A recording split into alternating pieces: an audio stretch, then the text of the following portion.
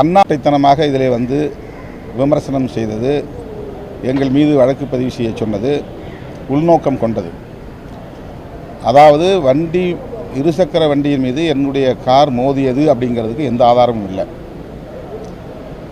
ஆனால் அவர் வந்து இருசக்கர வண்டியை நிறுத்திவிட்டு எங்கள்கிட்ட வந்து சத்தம் போட்டதுக்கு ஆதாரம் இருக்குது. அவரை எஸ்கார்ட் போலீஸ் போய் நீங்கள் ஒதுங்கி போங்கன்னு கேட்குறாங்க, அவர் போக மாட்டேங்கிறாரு. அதன் பிறகு அங்கே இருந்த எங்கள் இயக்கத் தோழர்கள் தம்பி ஒதுங்கி நில்லுங்க, தள்ளி போங்கன்னு சொல்கிறாங்க, அவர் போக மாட்டேங்கிறாரு. அந்த இடத்துல நின்று வீம்புக்கான ஒரு விவாதத்தை நடத்துகிறார், வாக்குவாதம் பண்ணுறாரு. அப்போ வண்டியை வந்து நீ முன்னால் தள்ளிப்போ அப்படின்னு அவரை சேர்த்து தான் தள்ளுறாங்க. ஆனால் அவர் கையை விட்டுறாரு. வண்டி அந்த வண்டி இன்னொரு உண்மை என்னென்னா, அந்த வண்டி எங்கள் கட்சிக்காரன் வண்டி, விடுதலை சிறுத்தைகள் கட்சியை சார்ந்த ஒரு தம்பியின் வண்டி. அந்த வண்டியை அவர் 12:30 மணிக்கு எனக்கு வந்து ஒரு இடத்துக்கு போகணும் வேணும் கொடுங்கன்னு சொல்லி வாங்கியிருக்கிறாரு. ஆனால் 12:30 மணிக்கு அந்த இடத்துல இருந்து அவர் போகல. 2:30 மணிக்கு நான் நிகழ்ச்சி முடிச்சுட்டு வரும்போது தான் அந்த வண்டியை எடுத்துகிட்டு வராரு. அவர் முன்னால் யாருமே இல்லை, எந்த டிராஃபிக்குமே இல்லை. நினச்சிருந்தா சரன்னு வேகமாக போயிருக்கலாம், அல்லது இடது பக்கத்தில் நிறைய இடம் இருந்துச்சு, இடது பக்கத்தில் அவர் ஒதுங்கி போயிருக்கலாம். அல்லது வண்டியை பார்த்த பிறகு ஒரு கட்சி கொடி யாரோ வராங்க, சரி அவங்க போட்டோம் அப்படின்னு அவர் தள்ளி நின்றுருக்கலாம். ஆனால் காருக்கு முன்னால் வந்து வண்டியை நிறுத்திட்டு வண்டி மோதாத போதே, ஏன்னா வண்டிக்குள்ளே இருந்து எங்களுக்கு தெரியும் வண்டி மோதிச்சா இல்லையான்னு. வண்டி மோதுறதுக்கான வாய்ப்பே இல்லை. ஏன்னா அது ஸ்பீட் பிரேக் இருக்குது, அந்த இடத்துல ஒரு 4-5 ஸ்பீட் பிரேக் இருக்குது. நாங்களும் அப்போ தான் நிகழ்ச்சி முடித்து 2 நிமிஷம் தான் ஆகுது, உடனே ஸ்பீடு இருக்கிறதுக்கான தேவை அங்கே இல்லை. அப்போது வண்டியே மோதவில்லை என்கிற போது அண்ணாமலை எந்த புலனாய்வு அறிக்கையை பெற்றார்? வண்டி பைக்கில் மோதிச்சுன்னு சொல்கிறதுக்கு யார் அவருக்கு உறுதிப்படுத்தியது? அவர் ஏன் முந்திக்கிட்டு வந்து விடுதலை சிறுத்தைகள் குண்டர்கள்ங்கிறாரு, ரவுடிகள்ங்கிறாரு? அந்த வீடியோவை வெளியிட்டவர்களுக்கும் இவருக்கும் ஏதோ ஒரு தொடர்பு இருக்கிறது. இந்த வீடியோவை வெளியிடுவதற்கு என்னுடைய காருக்கு முன்னால் இருந்த ஒருவர் தான் எடுத்திருக்க முடியும். என்னுடைய காருக்கு முன்னால் எந்த பிரச்சனையுமே இல்லை. ஏன்னா நான் ப்ரொட்டஸ்ட் பண்ணுற இடத்துல தான் எல்லாருமே இருந்தாங்க. வழக்கமாக என்கிட்ட பேட்டி கேட்பாங்க, அன்றைக்கி என்னன்னு தெரியல, பேட்டி கேட்கல. நான் இறங்கி வந்தவுடனே நான் பாட்டுக்கு என் வண்டியில் ஏறி வந்துட்டேன். நல்லா வேர்த்து இருந்துச்சு, நான் தலையை தோட்டிட்டு தான் இருந்தேன். எதுவும் பின்னால் என்ன நடக்குது, சைடில் என்ன நடக்குதுன்னா நான் பார்க்கல. நல்லா வேர்த்து போச்சு. எனக்கு கொஞ்சம் நேரம் துடைக்கலனா கூட தலைவலி வந்துடும். அதனால் நான் வந்து அதை துடைச்சிட்டே வந்தேன். திடீர்னு எல்லாம் கும்பல் குண்டை தான் நான் பார்க்குறேன். ஒரு நிமிஷம் கூட இருக்காது, எங்கள் வண்டி அதுக்கப்புறம் மூவ் ஆயிடுச்சு. அந்த தம்பி அந்த பக்கம் ஓடிட்டார். கும்பலில் என்ன நடந்ததுன்னு கூட நான் பார்க்கல. ஏன் இறங்கலை, ஏன் தடுக்கலை அப்படிங்கிற கேள்வியும் அவர் எழுப்புறாரு. எனவே முன்னால் வந்து ஒரு ஆளை செட் பண்ணி வச்சு இந்த வீடியோவை எடுத்துருக்குறாங்க. அந்த வீடியோ உடனடியாக வந்து அண்ணாமலைக்கு போயிருக்கு, அல்லது அந்த வீடியோ உடனடியாக ஒரு தனியார் தொலைக்காட்சி போயிருக்கு. சம்பவம் நடந்தது 2:34. ஆனால் அந்த வீடியோ வந்து அந்த தனியார் தொலைக்காட்சியில் 2:39க்கு அப்லோட் பண்ணுறாங்க. 5 நிமிஷத்தில் அந்த தனியார் தொலைக்காட்சிக்கு வீடியோ எப்படி கிடச்சிது? அவர் அங்கே வந்து எடுத்தாரா, அல்லது அவருக்கு வேறு யாராவது கொடுத்தாங்களா? உடனடியாக அண்ணாமலைக்கு மட்டும் எப்படி அந்த செய்தி வந்து தெரியுது? அவர் வந்து அடுத்த 1 மணி நேரத்தில் வந்து விடுதலை சிறுத்தைகள் வந்து குண்டர்கள், அவங்கள கைது பண்ணணும், திருமாவளவனும் அதுக்கு வந்து வேடிக்கை பார்த்து இருந்திருக்கிறாரு அப்படின்னு அவர் கண்டிக்கிறாரு. அதனால் நாங்கள் விசாரித்து வரணும், பொலிட்டிக்கலாக எங்களுக்குள்ளே கனெக்டடு அந்த லிங்கில் விசாரித்து வரணும். இதுக்கு பின்னால் பிஜேபி இருக்குது. இது மாதிரி நான் ஆர்ப்பாட்டத்துக்கு வரேங்க தெரிஞ்ச உடனே அங்கே இருக்கிற அட்வொகேட்ஸ்கிட்ட சொல்லி அங்கே ஏதாவது ஒரு பிரச்சனை பண்ணுங்க அப்படின்னு சொல்லியிருக்கிறாங்க. இந்த பிரச்சனை நடந்திருக்கு. இது திட்டமிட்ட ஒன்று. இது குறித்து நான் வந்து முதல்வரை சந்தித்து இதை முழுமையாக ஒரு விசாரணை நடத்தணும்னு நான் கோரிக்கை வைக்கிறேன். ஏன்னா இது என்னுடைய பாதுகாப்போடு தொடர்புடைய ஒரு விஷயமா இருக்குது. நான் முதல்ல இது வந்து ரொம்ப சிம்பிளாக நினச்சேன். ஒன்றும் இல்லை தம்பி, விடுங்க பிரச்சனை பண்ணாதீங்கன்ட்டு நான் போயிட்டேன். அதுக்கப்புறம் வந்து தோழர்கள்லாம் மறியலில் உட்காந்தானோடனே டிசி லைனுக்கு வந்தார். சார் அது ஒன்றும் இல்லை சார், நான் போக சொல்லிட்டேன், நீங்கள் அந்த தம்பியை விட்டுருங்க, அவர் யாருன்னு தெரியாது. இப்போ அவர் வந்து வக்கீல்னு எங்களுக்கு தெரியுமா, அவர் என்ன சாதின்னு தெரியுமா, என்ன மதம் தெரியுமா, என்ன கட்சின்னு தெரியுமா? ஆனால் அவருக்கு நான் யாருன்னு தெரியும். நான் உள்ளே இருக்கிறது தெரியலனா கூட கட்சி கொடி தெரியும். எனக்கு பின்னால் போலீஸ் எஸ்கார்ட் வராங்க, அவங்க சைரன் போட்டு வராங்க. இவ்வளவு தெரிஞ்சும் வண்டி மோதாத போதே ஒருத்தர் அது வண்டிக்கு முன்னால் ரோட் சென்ட்ரலில் வண்டியை நிறுத்திட்டு அவர் நோக்கி வந்து அப்பயும் டிரைவர்கிட்ட போல என்கிட்ட நோக்கி வந்தாருங்கிறாங்க. நான் சரியாக அதை கவனிக்கலை. நான் தலை தொடச்சிட்டு இருந்தேன். ஸோ இந்த விவகாரத்தில் பிஜேபி உடனடியாக ஆர்எஸ்எஸ்காரங்க தான் வேகமாக இறங்கி இதில் வேலை செய்கிறாங்க. ஆர்எஸ்எஸ் பிஜேபியோட தொடர்புள்ளே சாதி அமைப்புகள் வேகமாக வேலை செய்கிறாங்க. ஒரு சமூக பதற்றத்தை உருவாக்குவதற்கு இந்த தனியார் தொலைக்காட்சியும் அண்ணாமலையும் காரணமாக இருக்காங்க. இப்போ எனக்கு வந்து எனக்கோ இங்கே கூடியிருந்த தம்பிகளுக்கோ அவங்களுக்கு என்ன அடையாளங்கிறது தெரியலாம். ஆனால் அவர் என்ன அடையாளம் யாருக்குமே தெரியாது. உடனே இந்த சாதி பார்த்து தான் அவங்க அடித்தாங்க அப்படின்னு ஒரு சாதிக்கு எதிராக எங்களை நிறுத்துறாங்க. நாங்கள் எப்படி ஒரு சாதிக்கு எதிராக செயல்பட முடியும்? அப்போ எங்களை ஒரு சாதிக்கு எதிராக நிறுத்துகிற முயற்சியில் ஏன் வந்து அண்ணாமலை ஈடுபடுறாரு? சமூக பதற்றத்தை உருவாக்குறாரு. அவர் முதல்ல தமிழ்நாடு தலைவர் பதவியிலிருந்து வெளியே போயிட்டது அவருக்கு தெரியுமா தெரியாதா? அந்த பிரச்சனையை அவர் நயினார் நாகேந்திரன் அவர்கள் வந்து அட்ரஸ் பண்ணட்டும். இவர் கருத்து சொல்ல உரிமை இருக்குது. ஆனால் பதற்றத்தை உருவாக்குறதுக்கும் ஒரு புலனாய்வு நடக்காத போது வண்டியில் போய் மோதுனதுங்கிறதுக்கு என்ன ஆதாரம்? வண்டியில் மோதுனதுங்கிறதுக்கு ஆதாரம் காட்ட சொல்லுங்கள், நான் மன்னிப்பு கேட்குறேன்.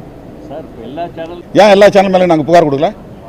எல்லா சேனல்லையும் தானே செய்தி வந்தது, எல்லா சேனல்லையும் செய்தி வந்ததில்ல, ஏன் வேறு சேனலில் நான் சொல்லலை? இந்த டிவிக்காக வந்து தொடர்ந்து பல வருஷமாக ஒரு சைடு எடுத்து ஒரு அவதூறு பரப்புறதுலையும் வதந்தி பரப்புறதுலையும் சமூக பதற்றத்தை ஏற்படுத்துறதுலையும் குறியார்ந்து செயல்படுறாங்க. நாங்கள் இல்லைன்னு மறுத்தது பிறகும் திரும்ப வந்து மாட்டிக்கொண்ட வீசிக்கான செய்தியை போடுறாங்க. பைக்கு மோதியது, பைக்கின் மீது திருமாவளவன் கார் மோதியதுன்றாங்க. கார் மோதியதுங்கிறது என்ன செய்தி? அது மோதியதாக தெரிகிறதுன்னு வேணா சொல்லியிருக்கலாம்ல, அப்படி சொல்லப்படுகிறதுன்னு சொல்லலாம்ல, அல்லது அந்த பையன் சொல்கிறான்னாவது சொல்லணும்ல. இவங்க எப்படி ஒரு முடிந்த முடிவுக்கு வராங்க, உறுதியான முடிவுக்கு? இவ்வளவு நடந்த பிறகும் நீங்கள் பேசுகிறப்ப அவர் வாங்கின அடி பத்தாதெல்லாம் சொல்லலை, அதெல்லாம் தப்புங்க, அப்படிலாம் சொல்ல கிடையாது. அடிப்பத்தான் சொல்ல, இவங்க 4 தட்டு தட்டினாங்க, அவ்வளோதான். அது வந்து நான் வந்து வீடியோவில் தான் பார்த்து தெரிஞ்சுக்கிட்டேன், வண்டியில் உட்காந்து நான் பார்க்கல. என் வண்டி நடந்துருச்சு, அந்த மொத்த செகண்ட்ஸே பாருங்கள், 30 செகண்ட் 40 செகண்ட் தான் நடந்திருக்கும். சுற்றி சூழ்ந்து நின்றுட்டாங்க வண்டிக்கு முன்னால், அங்கே என்ன நடக்குதுன்னு தெரியாது. நான் உள்ளே உட்காந்துருக்கும்போது அந்த மாதிரிலாம் நான் வந்து விட்டுட்டு ஒரு ஆள் கிடையாது. பிரச்சனை டக்குன்னு ஸ்பாட்டில் இறங்கிடுவேன் நான். ஏங்க அடங்க மருங்கிறதுக்கான முழக்கம் வேறுங்க. அது வந்து நான் கிட்டத்தட்ட 35 வருஷமாக சொல்லிட்டு இருக்கிறேன், அவங்களுக்காக சொல்லலை. ஒடுக்கப்பட்ட மக்கள் அனைவரும் வந்து இது மாதிரி ஒடுங்கி கிடக்காதீங்க, கேஸ் போட்டானாக்கா பயப்படாதீங்க, யாராவது வந்து உங்களை மிரட்டினா பயப்படாதீங்கன்னு சொல்கிறதுங்கிறது அது ஒரு அரசியல் முழக்கம். அது யாரும் ஒரு குறிப்பிட்ட சாதிக்கு எதிரானது இல்லை, ஒரு சமூகத்துக்கு எதிரானது கிடையாது. அது உலகம் முழுக்க பொருந்தும், எந்த சமூகத்துக்காக இருந்தாலும் அது பொருந்தும். அது எதுவாக இருந்தால் நான் என்ன சொன்னேன்னா, அவங்க யாரும் திட்டமிட்டு அடிக்கல, அவன் முறைக்கிறான், திரும்ப முறைக்கிறான். எஸ்கார்ட் போலீஸ் வந்து சொல்கிறாங்கல்ல, தம்பி ஒதுங்க, என்ன ஒதுங்கிருக்கலாம்ல, அதுக்கு அடுத்து இருக்கிற தம்பிங்கெல்லாம் ஒதுங்குன்னு சொல்கிறாங்களா, ஒதுங்கலாம்ல, அப்போ என்ன நோக்கம்? வண்டி மோதி கீழே வேலை இல்லை, வண்டி மோதி ஒரு ஏதாவது ஸ்க்ராட்ச் இருக்கா காட்டுங்க, ஒரு டெஸ்ட் எடுங்க. இந்த வண்டி அந்த வண்டி மோதுனுங்கிறதுக்கு ஏதாவது பெயிண்ட் ஒட்டிருக்கும்ல. எந்த இன்வெஸ்டிகேஷனும் நடக்காத போது வண்டி மோதிதுன்னு ஏன் சொல்லணும்? அப்போ ஒரு சமூக பதற்றத்தை உருவாக்குறதுக்கு முயற்சிக்கிறாங்கல்ல, அந்த டிவி மட்டும்தானே அதை செய்யுது. திரும்ப செய்கிறாங்களா? மறுபடியும் போய் ஒரே ஆள் போய் அவங்கள்ட்ட பேட்டி எடுக்கிறது, இவங்கள்ட்ட பேட்டி எடுக்கிறது, ஒரு 3-4 பேர்கிட்ட பேட்டி எடுத்து அவங்க வந்து சமூகத்தெல்லாம் பேரை சொல்லி திருமாவளவன் அடிக்க சொன்னாரு பேட்டி வாங்கி போடுறாங்க. இது உண்மை. அப்போ இதெல்லாம் நீங்கள் ஒத்துக்கிறீங்களா? இதுதான் அவங்க ஊடகாரமா? இது உண்மையை திரிக்கிறது தான் ஊடகாரமா? அது ஒரு நேர்மை வேண்டாமா ஊடகத்துக்கு?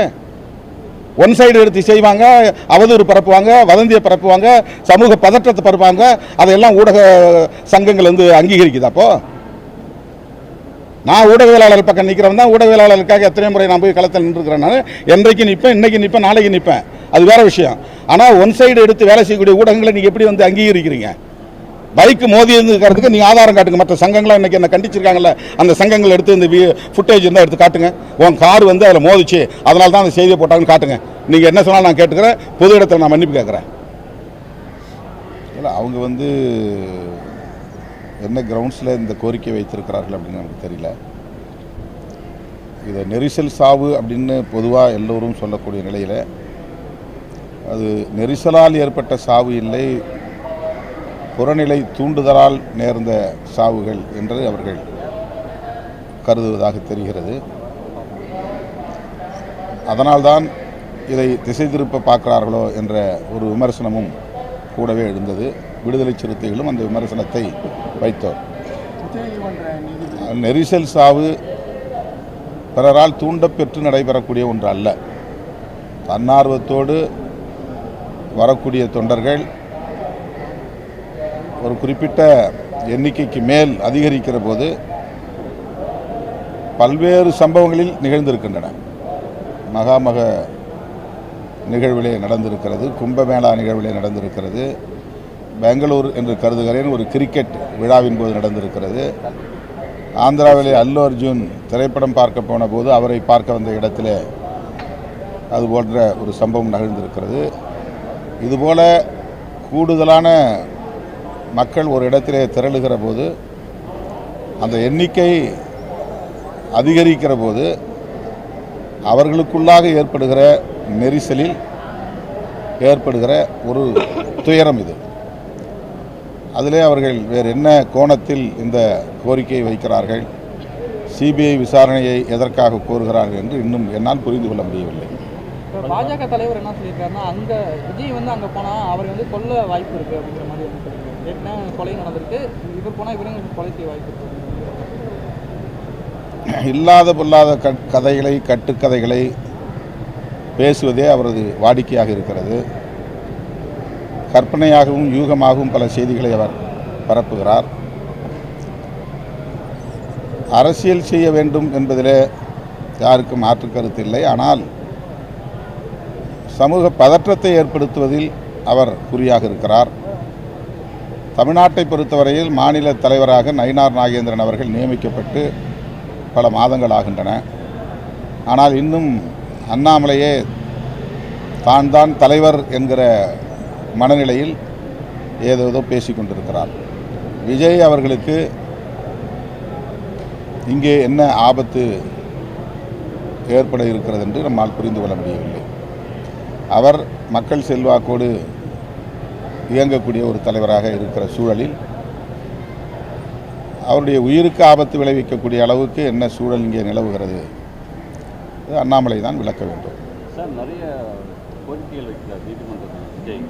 முன்னாடி யாரும் வரக்கூடாது, வந்த ட்ரெஜடியெல்லாம் நடத்தலாம், அந்த மாதிரி இதெல்லாம் சொல்கிறாரு. எதுக்காக அவர் என்ன கோரிக்கை வைக்கிறார்? நிறைய இந்த மாதிரி கூட்டம் தொடரக்கூடாது, கரூருக்கு வந்தவருக்கு கொடுக்கணும், கூட்டம் ஏதாவது நெருக்கடி அந்த மாதிரி நெரிசல் இருந்துச்சுன்னா ட்ரெஜடிக்கு நடத்துறதுலாம் அனுமதி தரணும், அந்த மாதிரிலாம் நிறைய சொல்லியிருக்காரு. அது இந்த நெரிசல் சாவுக்கு பிறகு ஏற்பட்ட ஒரு அனுபவம், ஒரு படிப்பினை. ஆகவே அப்படி அவர் கோரிக்கையை வைப்பதில் ஒன்றும் தவறில்லை. உச்சநீதிமன்ற நீதிபதிகள் சொல்லியிருக்காங்க, அமர்வு நீதிமன்றம், அதாவது சென்னையில் மதுரையில் உயர்நீதிமன்றம் இருக்காங்க. மதுரை உயர்நீதிமன்றத்தில் மதுரையில் டிவிஷன் பெஞ்சில் விசாரணை நடக்கும்போது சிங்கிள் ஸ்டேஜ் எப்படி சென்னையில் விசாரிக்கலாம், கரூர் ஜூரிஸ்டிக்ஷன் மதுரைக்கு சேர்ந்தது, அதனால அப்படி கேட்டிருக்காங்க. இல்லை, அண்மை காலமாக இதுபோல் ஜூரிஸ்டிக்ஷன் மாதிரி விசாரிக்கிற நிலையை நாம் பார்க்கிறோம். நீதித்துறையில் இதுபோன்ற நடவடிக்கைகள் எந்த பின்னணியில் நடக்கின்றன, சட்டப்பூர்வமாகத்தான் இவை நிகழ்கின்றனவா என்று தெரியவில்லை. இந்த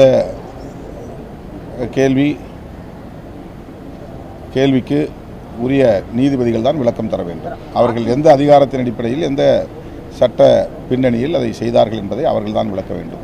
அதிமுக தாவேகா கூட்டணி ஏற்படுவது ஒரு பேச்சு போயிட்டு இருக்கு சார். அப்படி அந்த கூட்டணி ஏற்பட்டால் திமுக கூட்டணி கட்சிகளோட வெற்றி வாய்ப்பு வருகின்ற தேர்தலில் எப்படி இருக்கும்? இல்லை, இது ஒரு யூகமான கேள்வி. அதிமுக தரப்பிலே பரப்புகிற ஒரு வதந்தி. அவர்கள் ஏற்கனவே பாஜகவோடு கூட்டணியில் இருக்கிற போது தமிழக வெற்றி கழகம் அந்த அணிக்கு எப்படி வரும் என்ற கேள்வி எழுகிறது. ஏனென்றால் பாஜக எங்களுடைய கொள்கை எதிரி என்று விஜய் அவர்கள் ஏற்கனவே அறிவித்திருக்கிறார். அப்படி என்றால் பாஜக, அதிமுக, தாவேக ஆகிய கட்சிகள் கூட்டணியில் இருக்குமா, அல்லது பாஜகவை கழற்றி விட்டுவிட்டு அதிமுக வெளியேறுவதற்கு தயாராக இருக்கிறதா என்ற இன்னொரு கேள்வியும் எழுகிறது. எனவே அதிமுக தலைமை ஒரு கூட்டணிக்கு கூட நம்பத்தகுந்த அந்த நம்பிக்கையுடைய அல்லது நம்பகத்தன்மையுடைய ஒரு கட்சியா என்ற கேள்வி இயல்பாக எழுகிறது.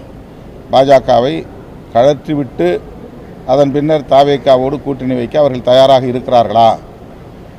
இந்த கேள்வி எழுகிற போது அவர்களின் நம்பகத்தன்மையும் கேள்விக்குள்ளாகிறது. கடந்த 6ஆம் தேதி இபிஎஸ் விஜய் சந்திப்பு நடந்ததா ஒரு அதான், அது ஒரு யூகம் தானே.